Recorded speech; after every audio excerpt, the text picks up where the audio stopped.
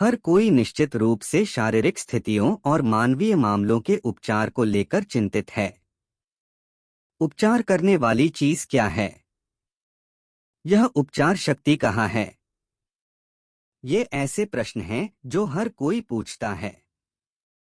इसका उत्तर यह है कि यह उपचार शक्ति प्रत्येक व्यक्ति के अवचेतन मन में निहित है और बीमार व्यक्ति की ओर से बदला हुआ मानसिक दृष्टिकोण इस उपचार शक्ति को मुक्त करता है।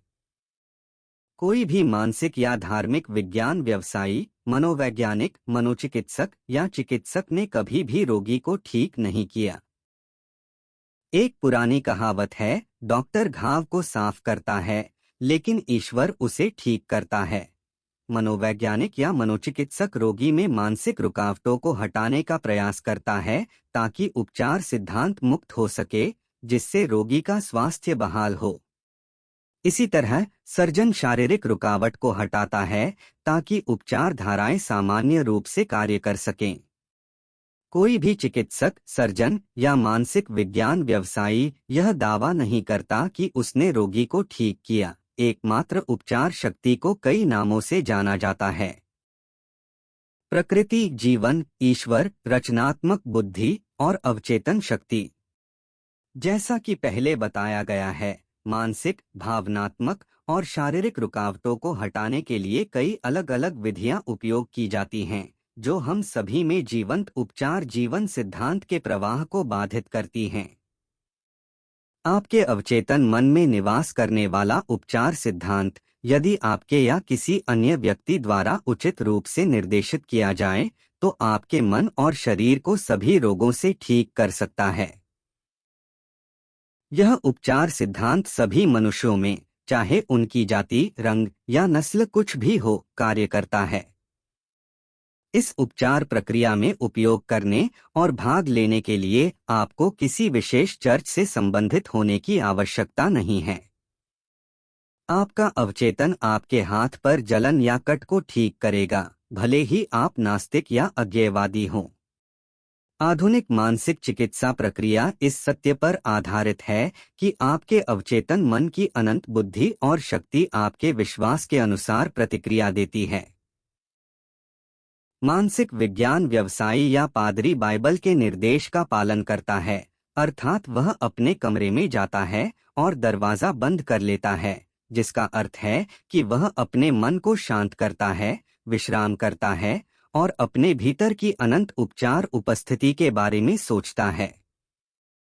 वह अपने मन के दरवाजे को सभी बाहरी विकर्षणों और दिखावटों के लिए बंद कर देता है और फिर शांतिपूर्वक और जानबूझकर अपनी इच्छा या अनुरोध को अपने अवचेतन मन को सौंप देता है, यह महसूस करते हुए कि उसकी बुद्धि उसके विशिष्ट आवश्यकताओं के अनुसार जवाब देगी। सबसे अद्भुत बात यह जानना है, अपने इच्छित अंत को कल्पना करें और उसकी वास्तविकता को महसूस करें, तब अनंत जीवन सिद्धांत आपके सचेत विकल्प और सचेत अनुरोध का जवाब देगा। यही अर्थ है कि विश्वास करें कि आपने प्राप्त कर लिया है और आप प्राप्त करेंगे। यही वह है जो आधुनिक मानसिक वैज्ञानिक प्रार्थना चिकित्सा का अभ्यास करते समय करता है। उपचार की एक प्रक्रिया सब कुछ, बिल्ली, कुत्ता, पेड़, घास, हवा, पृथ्वी के माध्यम से केवल एक ही सार्वभौमिक उपचार सिद्धांत कार्य करता है, क्योंकि सब कुछ जीवित है। यह जीवन सिद्धांत पशु, वनस्पति और खनिज साम्राज्यों में सहज बुद्धि और वृद्धि के नियम के रूप में कार्य करता है।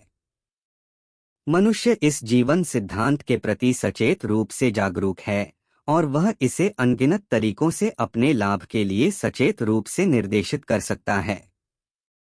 इस सार्वभौमिक शक्ति का उपयोग करने के लिए कई अलग अलग दृष्टिकोण, तकनीकें और विधियां हैं, लेकिन उपचार की केवल एक ही प्रक्रिया है, जो है विश्वास, क्योंकि आपके विश्वास के अनुसार आपके लिए किया जाता है। विश्वास का नियम विश्व की सभी धर्म विश्वास के विभिन्न रूपों का प्रतिनिधित्व करते हैं और इन विश्वासों को कई तरीकों से समझाया जाता है। जीवन का नियम विश्वास है। आप अपने बारे में, जीवन और ब्रह्मांड के बारे में क्या विश्वास करते हैं? आपके विश्वास के अनुसार आपके लिए किया जाता है। विश्वास आपके मन में एक विचार है जो आपके अवचेतन की शक्ति को आपकी सोच की आदतों के अनुसार आपके जीवन के सभी पहलुओं में वितरित करता है।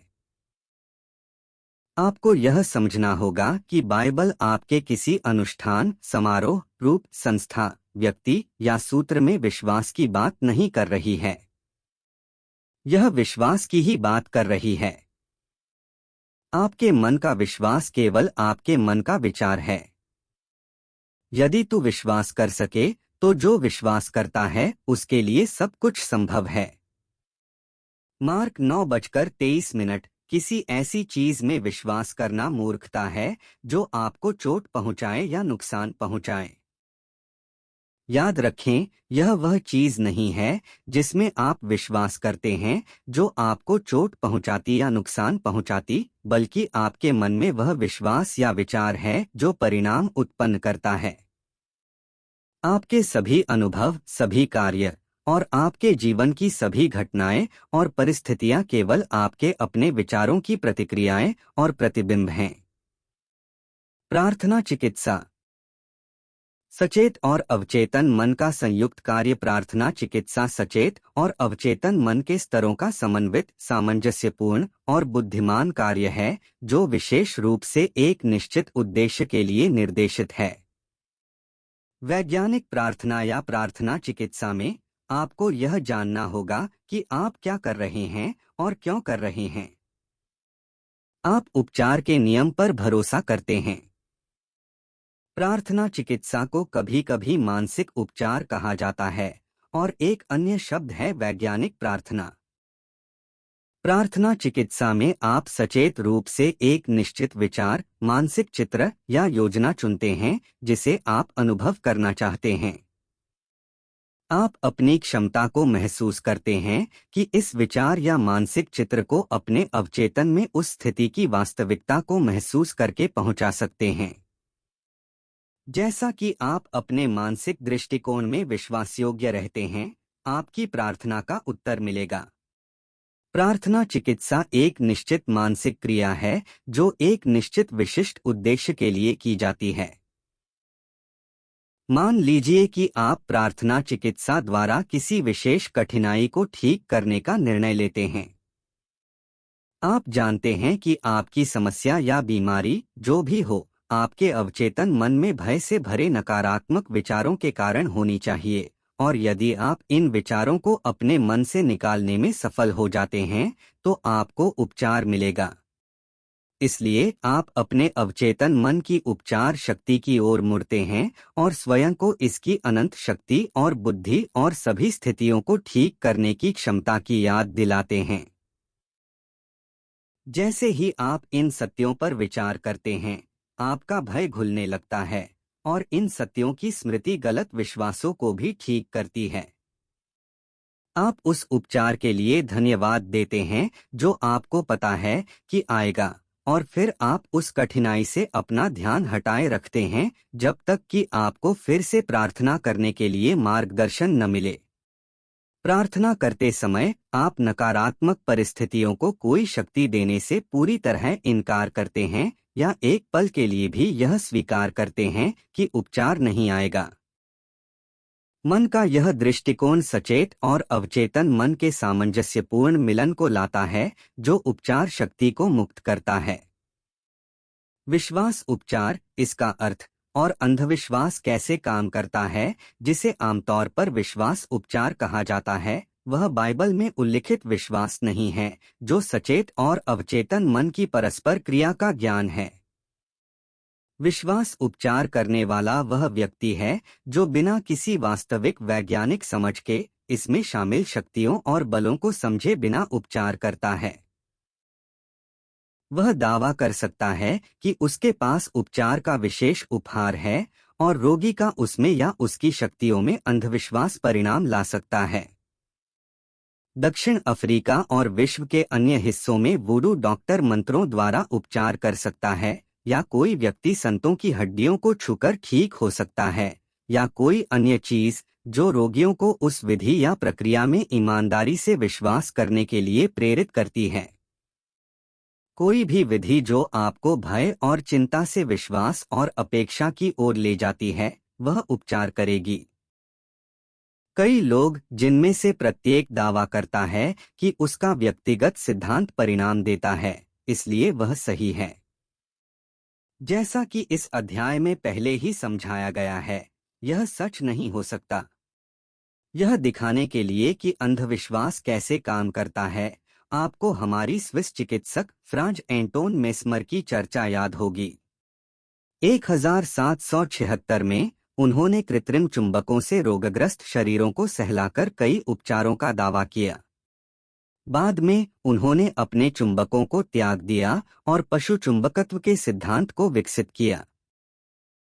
उनका मानना था कि यह एक तरल पदार्थ है जो ब्रह्मांड में व्याप्त है, लेकिन मानव शरीर में सबसे अधिक सक्रिय है। उन्होंने दावा किया कि यह चुंबकीय तरल जो उनसे उनके रोगियों तक जा रहा था, उन्हें ठीक कर रहा था। लोग उनके पास उमड़ पड़े और कई अद्भुत उपचार हुए। मेस्मर पेरिस चले गए और वहां सरकार ने उनके उपचारों की जांच के लिए एक आयोग नियुक्त किया, जिसमें चिकित्सक और विज्ञान अकादमी के सदस्य शामिल थे, जिनमें बेंजामिन फ्रैंकलिन भी थे। रिपोर्ट में मेस्मर द्वारा दावा किए गए प्रमुख तथ्यों को स्वीकार किया गया, लेकिन यह कहा गया कि उनके चुंबकीय तरल सिद्धांत की सत्यता साबित करने का कोई सबूत नहीं था और प्रभाव रोगियों की कल्पना के कारण थे। इसके तुरंत बाद मेस्मर को निर्वासन में भेज दिया गया और 1815 में उनकी मृत्यु हो गई। इसके कुछ समय बाद मैनचेस्टर के डॉक्टर ब्रेड ने यह दिखाने का बीड़ा उठाया कि चुंबकीय तरल का मेस्मर के उपचारों से कोई लेना देना नहीं था। डॉ. ब्रेड ने खोजा कि सुझाव द्वारा रोगियों को सम्मोहन नींद में डाला जा सकता है, जिसके दौरान मेस्मर द्वारा चुंबकत्व को श्रेय दिए गए कई प्रसिद्ध घटनाएं उत्पन्न की जा सकती थीं। आप आसानी से देख सकते हैं कि ये सभी उपचार निस्संदेह रोगियों की सक्रिय कल्पना और उनके अवचेतन मन को स्वास्थ्य के शक्तिशाली सुझाव के साथ मिलकर हुए थे। इसे अंधविश्वास कहा जा सकता है, क्योंकि उस समय यह समझ नहीं थी कि उपचार कैसे हुए। व्यक्तिपरक विश्वास और इसका अर्थ आपको वह प्रस्ताव याद होगा, जिसे लंबे समय तक दोहराने की आवश्यकता नहीं है कि किसी व्यक्ति का व्यक्तिपरक या अवचेतन मन उसके अपने सचेत या वस्तुनिष्ठ मन के नियंत्रण के लिए उतना ही संवेदनशील है जितना कि वह किसी अन्य के सुझावों के लिए है। इससे यह निष्कर्ष निकलता है कि आपका वस्तुनिष्ठ विश्वास जो भी हो, यदि आप सक्रिय या निष्क्रिय रूप से विश्वास करने का दृष्टिकोण अपनाएंगे, तो आपका अवचेतन मन उस सुझाव द्वारा नियंत्रित होगा और आपकी इच्छा पूरी होगी। मानसिक उपचार में आवश्यक विश्वास पूरी तरह से व्यक्तिपरक विश्वास है और यह सचेत या वस्तुनिष्ठ मन की सक्रिय विरोध की समाप्ति पर प्राप्त होता है। शरीर के उपचार में निश्चित रूप से सचेत और अवचेतन मन दोनों का समवर्ती विश्वास प्राप्त करना वांछनीय है। हालांकि यह हमेशा आवश्यक नहीं है। यदि आप हाल ही में एक व्यक्ति ने मुझसे पूछा, मैंने एक पादरी के माध्यम से उपचार कैसे प्राप्त किया। मैं उसकी बात पर विश्वास नहीं करता था जब उसने कहा कि बीमारी जैसी कोई चीज नहीं है और पदार्थ का अस्तित्व नहीं है। यह व्यक्ति पहले तो सोचता था कि उसकी बुद्धि का अपमान हो रहा है और उसने इस तरह की स्पष्ट मूर्खता के खिलाफ विरोध किया। इसका स्पष्टीकरण सरल है। उसे सांत्वनादायक शब्दों से शांत किया गया और उसे पूरी तरह से निष्क्रिय स्थिति में आने के लिए कहा गया, कुछ भी न कहने और उस समय के लिए कुछ भी न सोचने के लिए। उसका पादरी भी निष्क्रिय हो गया और शांतिपूर्वक, शांति से और लगातार लगभग आधे घंटे तक यह पुष्टि करता रहा कि इस व्यक्ति को पूर्ण स्वास्थ्य, शांति, सामंजस्य और पूर्णता प्राप्त होगी। उसे बहुत राहत महसूस हुई और उसका स्वास्थ्य बहाल हो गया। यह देखना आसान है कि उसकी व्यक्तिपरक विश्वास उसकी उपचार के दौरान निष्क्रियता के कारण प्रकट हुआ था और पादरी द्वारा पूर्ण स्वास्थ्य के सुझाव उसके अवचेतन मन तक पहुँचे। दोनों व्यक्तिपरक मन एक दूसरे के साथ तालमेल में थे। पादरी को रोगी के वस्तुनिष्ठ संदेह से उत्पन्न होने वाले विरोधी स्वतः सुझावों से बाधित नहीं किया गया, जो उपचारकर्ता की शक्ति या सिद्धांत की शुद्धता पर संदेह से उत्पन्न होते हैं। इस नींद की सुस्त स्थिति में सचेत मन का प्रतिरोध न्यूनतम हो जाता है और परिणाम प्राप्त होते हैं। रोगी का अवचेतन मन अनिवार्य रूप से इस तरह के सुझाव द्वारा नियंत्रित होता है और उसके अनुसार कार्य करता है और उपचार प्राप्त होता है। अनुपस्थित उपचार का अर्थ, मान लीजिए आपको पता चला कि आपकी मां न्यूयॉर्क शहर में बीमार हैं और आप लॉस एंजल्स में रहते हैं। आपकी मां आपके पास शारीरिक रूप से मौजूद नहीं होगी, लेकिन आप उनके लिए प्रार्थना कर सकते हैं। यह वह पिता है जो भीतर से कार्य करता है। मन का रचनात्मक नियम, अवचेतन मन आपकी सेवा करता है और कार्य करेगा। इसका जवाब स्वचालित है। आपका उपचार आपके मानसिकता में स्वास्थ्य और सामंजस्य की आंतरिक अनुभूति को प्रेरित करने के उद्देश्य से है। यह आंतरिक अनुभूति अवचेतन मन के माध्यम से कार्य करते हुए आपकी मां के अवचेतन मन के माध्यम से कार्य करती है, क्योंकि केवल एक ही रचनात्मक मन है। आपके स्वास्थ्य, जीवन शक्ति और पूर्णता के विचार एक सार्वभौमिक व्यक्तिपरक मन के माध्यम से कार्य करते हैं और जीवन के व्यक्तिपरक पक्ष पर एक नियम को गति में लाते हैं, जो आपके मां के शरीर में उपचार के रूप में प्रकट होता है। मन के सिद्धांत में समय या स्थान नहीं है। यह वही मन है जो आपकी मां के माध्यम से कार्य करता है, चाहे वह कहीं भी हो। वास्तव में अनुपस्थित उपचार के विपरीत कोई उपस्थित उपचार नहीं है, क्योंकि सार्वभौमिक मन सर्वव्यापी है। आप विचारों को भेजने या कोई विचार धारण करने की कोशिश नहीं करते। आपका उपचार विचार का एक सचेत आंदोलन है, और जैसे ही आप स्वास्थ्य, कल्याण और विश्राम की गुणवत्ता के प्रति सचेत होते हैं, ये गुणवत्ता आपकी मां के अनुभव में पुनर्जनन होंगी और परिणाम प्राप्त होंगे। निम्नलिखित अनुपस्थित उपचार का एक उत्कृष्ट उदाहरण है। हाल ही में लॉस एंजल्स में हमारे रेडियो कार्यक्रम के एक श्रोता ने अपनी मां के लिए न्यूयॉर्क में, जिन्हें कोरोनरी थ्रोम्बोसिस था, इस प्रकार प्रार्थना की, उपचार उपस्थिति ठीक वहां है जहां मेरी मां है। उनकी शारीरिक स्थिति उनके विचार जीवन का प्रतिबिंब मात्र है, जैसे स्क्रीन पर डाली गई छायाएं।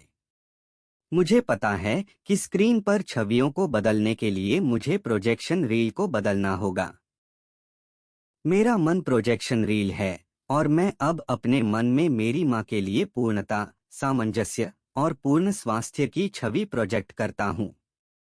अनंत उपचार उपस्थिति, जिसने मेरी मां के शरीर और सभी अंगों को बनाया, अब उनके प्रत्येक परमाणु को संतृप्त कर रही है और शांति की नदी उनके शरीर की प्रत्येक कोशिका के माध्यम से बह रही है। डॉक्टर दैवीय रूप से मार्गदर्शन और निर्देशित हैं, और जो कोई भी मेरी मां को छूता है, उसे सही काम करने के लिए मार्गदर्शन प्राप्त है। मुझे पता है कि बीमारी का कोई अंतिम वास्तविकता नहीं है। यदि ऐसा होता, तो कोई भी ठीक नहीं हो सकता। मैं अब अपने आप को प्रेम और जीवन के अनंत सिद्धांत के साथ संरेखित करता हूं, और मैं जानता हूं और घोषणा करता हूं कि मेरी मां के शरीर में अब सामंजस्य, स्वास्थ्य और शांति व्यक्त हो रही है। उन्होंने इस तरह से दिन में कई बार प्रार्थना की, और उनकी मां को कुछ दिनों बाद एक उल्लेखनीय रिकवरी हुई, जिसने उनके विशेषज्ञ को आश्चर्यचकित कर दिया। उन्होंने उनकी ईश्वर की शक्ति में उनके महान विश्वास की प्रशंसा की। बेटी के मन में पहुंचा गया निष्कर्ष जीवन के व्यक्तिपरक पक्ष पर मन के रचनात्मक नियम को गति में लाया, जो उनकी मां के शरीर में पूर्ण स्वास्थ्य और सामंजस्य के रूप में प्रकट हुआ। जो बेटी ने अपनी मां के बारे में सच माना, वह उनकी मां के अनुभव में एक साथ पुनर्जनन हुआ। अवचेतन मन की गतिज क्रिया को मुक्त करना। मेरे एक मनोवैज्ञानिक मित्र ने मुझे बताया कि उनके एक फेफड़े में संक्रमण था। एक्सरे और विश्लेषण से तपेदिक की उपस्थिति दिखाई दी। रात को सोने से पहले वह शांतिपूर्वक यह पुष्टि करता था, मेरे फेफड़ों की प्रत्येक कोशिका, तंत्रिका, ऊतक और मांसपेशी अब पूर्ण, शुद्ध और परिपूर्ण बन रही है। मेरा पूरा शरीर स्वास्थ्य और सामंजस्य की ओर बहाल हो रहा है। ये उनके सटीक शब्द नहीं हैं, लेकिन वे उनके द्वारा पुष्टि किए गए सार का प्रतिनिधित्व करते हैं। लगभग 1 महीने में पूर्ण उपचार हुआ। बाद के एक्सरे ने पूर्ण उपचार दिखाया। मैं उनकी विधि जानना चाहता था, इसलिए मैंने उनसे पूछा कि उन्होंने सोने से पहले शब्दों को क्यों दोहराया। उनका जवाब था, अवचेतन मन की गतिज आपकी नींद के समय में भी जारी रहती है। इसलिए अवचेतन मन को सोते समय कुछ अच्छा करने के लिए दें। यह एक बहुत बुद्धिमान जवाब था। सामंजस्य और पूर्ण स्वास्थ्य के बारे में सोचते समय उन्होंने अपनी परेशानी का नाम तब आपकी परेशानियां मृत शाखाओं की तरह कट जाएंगी, जैसे पेड़ से काटी जाती हैं। यदि आप लगातार अपनी पीड़ाओं और लक्षणों को नाम दे रहे हैं, तो आप गतिज क्रिया को बाधित करते हैं, जिसका अर्थ है आपके अवचेतन मन की उपचार शक्ति और ऊर्जा की रिहाई। इसके अलावा आपके अपने मन के नियम के अनुसार ये कल्पनाएं उस चीज के रूप में आकार लेती हैं जिससे मैं बहुत डरता था। अपने मन को जीवन के महान सत्यों से भरें और प्रेम की रोशनी में आगे बढ़े।